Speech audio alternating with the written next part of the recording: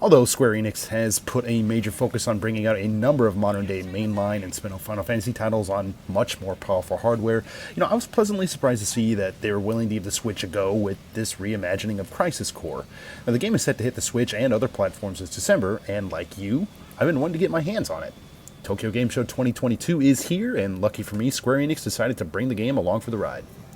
Danny from the Famicast here. If you're new to the channel, be sure to subscribe and turn on those notifications, all that type of stuff. Sound off in the comments below if you have any questions pertaining to TGS 2022. For now, though, let's dive into the TGS 2022 demo build of Crisis Core Final Fantasy VII Reunion. Now, the Crisis Core section itself took up quite a good chunk of the Square Enix booth on the TGS show floor, but it was actually, quite compact. There are about 20 or so demo stations available between the PS5 and Switch. The PS5s were actually closer to the front of the booth, while the Switches were at the back. They also had the Japan-only Collector's and Hero Edition on display here, so that was pretty cool to see in person. Now, content-wise, the Switch demo and PS5 demo were, of course, identical. Unlike previous TGS demo areas, attendees were not able to choose which version of the game they got to play, which is kind of a bit of a bummer. It just came down to luck and where you were in line. Now, I was hoping to check out the Switch version of the game, which was available in handheld mode only on an OG model of the system, but I got to try out the PS5 version instead, which is actually my first time playing a PS5. Now, also for the record, I did not play Crisis Core on the PSP back in the day, so all of this is pretty new to me. Just another little note here. Unfortunately, we were not able to get direct feed footage of the game running on either the Switch or PS5. At events like this, especially in Japan, it can be a little bit difficult for non-Japanese press to get things like this unless you're some kind of a huge outlet or something. So yeah, basically what I'm trying to say is, hey, please understand.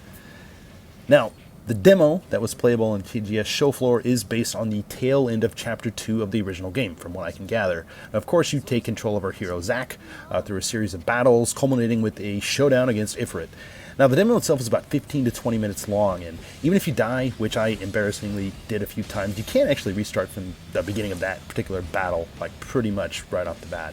And yeah, through this short period with the game, you'll come across familiar faces like Yuffie, Sephiroth, and others, which is really cool for newbies like me, and I'm sure for veterans alike. Now, the controls here are a little bit complex, but I think you'll get the hang of things rather quickly. On the PS5, X is used for dodging and slides, circle is used for items, square is for your standard attacks, triangle is used for your limit break, R1 is guard, R2 is for dash.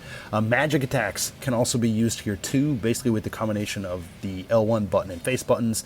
So if you're holding down L1, if you hit square, you'll do fire, triangle, you'll do blizzard, circle is cure, and then X can be used for that slot machine-like mechanic that's in this game, known as the digital mind wave. Now, of course, other simple things too, like locking onto enemies. This is handled with the press of the right stick, and then you can kind of cycle through the enemies with R1 and the right stick like that. So, I mean, saying all this stuff out loud, it sounds like it's a little bit complicated. And, when you're first starting out with the game, or at least when I was first starting out with this demo, it can be, but I did find myself tearing up bosses and stuff by the time I got through with the demo in no time. I mean, everything here felt pretty responsive and intuitive, and I think if you put any time into Final Fantasy VII Remake, I feel that this is a little bit similar to that. Now, additionally, if you're just into action-based combat games, I think you'll like what's on offer here too. Now, of course, playing on the PS5, things look absolutely fantastic here. Character models and their hair are extremely detailed. Lighting and shadows are pretty realistic, and the huge bosses look intimidating.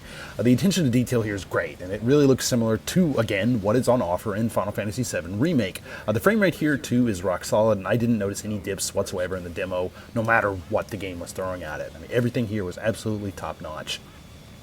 Now, while I did not get to try out this Switch version of the game myself, I did have a chat with our TGS partner in crime, Genki, from Twitter, about this a bit. And, while the game does look pretty good, generally speaking, on the Switch, there are some instances where the game does appear a little bit jaggy compared to the PS5 version, especially maybe with close-ups or during cutscenes and stuff like that. I mean, obviously, with less powerful hardware, these kind of things are expected, but yeah, I mean, aside from some obvious differences in fidelity when comparing the two versions of the game, everything still seemed to actually run pretty smoothly on the Switch as well, so there it is. Now, although my time was pretty short with the game, I really enjoyed what I played of Crisis Core on the TGS show floor. I mean, of course, if you're wanting to go for visual fidelity, picking up the game on one of the big boy platforms seems like it's going to be the way to go.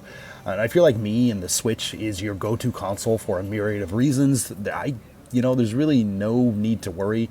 Things seem to be okay, at least okay enough here. I can't wait to see how it looks on my Switch OLED. But let's go ahead and turn things over to you guys. Are you excited about Crisis Core Final Fantasy VII Reunion? Are you planning on picking it up? What platform? Be sure to sign off in the comments below. We'd actually love to hear from you.